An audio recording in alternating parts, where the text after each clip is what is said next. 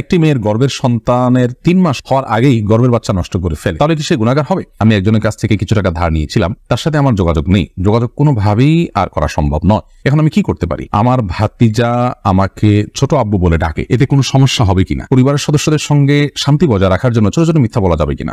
স্বামীর সামনে টিপ লাগালে গুনাহ হবে কি? কেউ যদি ঢিলা কুলুপ না করে অজু করে, তাহলে কি তার অজু হবে? অজু করে আয়না দেখে অজু ভেঙে, আমার ছেলে 5 দিনের হায়াত নিয়ে দুনিয়াতে এসেছিল, আমার সন্তানকে আমার জন্য সুপারিশ করবে আল্লাহর কাছে?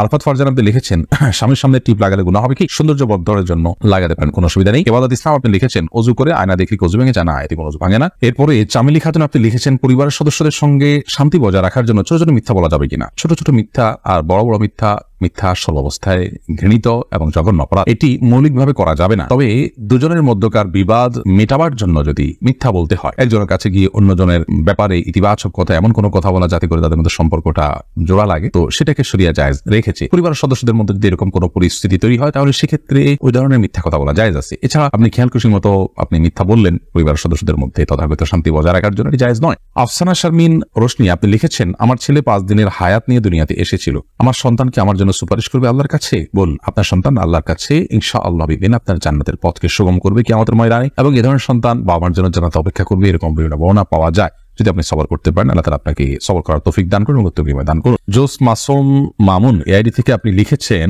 আমার ভাতিজা আমাকে ছোট আব্বু বলে ডাকে, এতে কোনো সমস্যা হবে কিনা? দেখুন, আপনার ভাতিজা যদি আপনাকে ছোট আব্বু বলে ডাকে, তাহলে সেক্ষেত্রে মৌলিকভাবে কোনো অসুবিধা নেই, কারণ আমাদের দেশে অনেক এলাকাতে চাচাকে ছোট বাবা বলা হয়। ছোট বাবা বলা হয় এটা রূপক অর্থে, তাকে সত্যিকারের পিতা মনে করে বাবা বলা হয় না।